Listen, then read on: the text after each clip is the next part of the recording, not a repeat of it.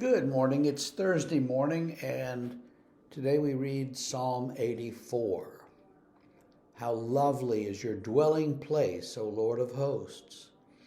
My soul longs, yes, faints for the courts of the Lord. My heart and flesh sing for joy to the living God. Even the sparrow finds a home, and the swallow a nest for herself where she may lay her young. At your altars, O Lord of hosts, my King and my God. Blessed are those who dwell in your house, ever singing your praise. Blessed are those whose strength is in you, in whose heart are the highways to Zion. As they go through the valley of Baca, they make it a place of springs. The early rain also covers it with pools. They go from strength to strength. Each one appears before God in Zion. O Lord God of hosts, hear my prayer. Give ear, O God of Jacob. Behold our shield, O God. Look on the face of your anointed. For a day in your courts is better than 1,000 elsewhere. I would rather be a doorkeeper in the house of my God than dwell in the tents of wickedness. For the Lord God is a sun and shield. The Lord bestows favor and honor. No good thing does he withhold from those who walk uprightly. O Lord of hosts, blessed is the one who trusts in you.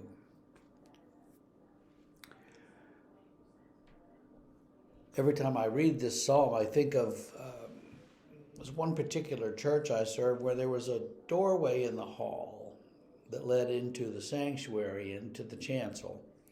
And the choir would line up in the hall and come through that door into the choir loft.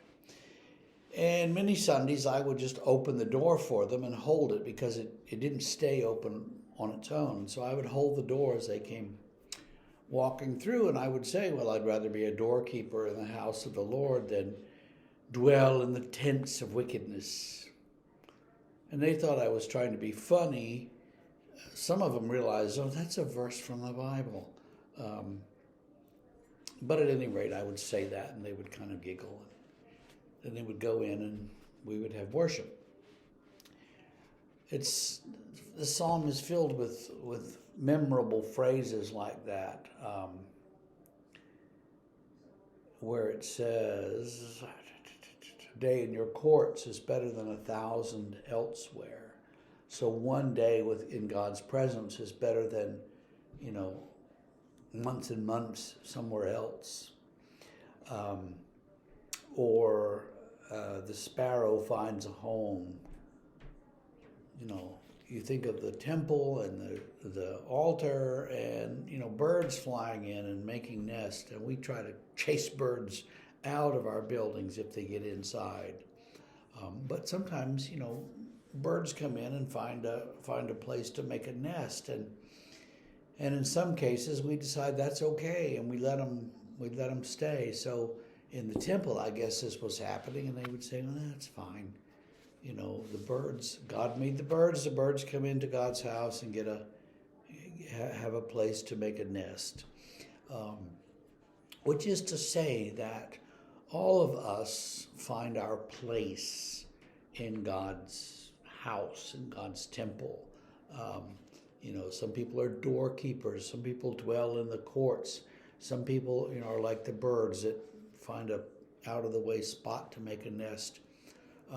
All of which is metaphorical, and all of which says that, as we live in God's presence, we're accepted and loved and find a good place to be. And so we can do that. I hope that your church is one that lets people come in and be there.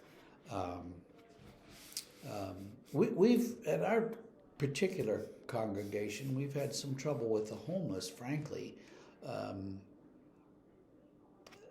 Trying to find places around the building where they can sleep, and then just making a huge mess in places that we like to keep neat, like the columbarium, where people come to mourn a lost loved ones, and they don't want to see all this trash and stuff.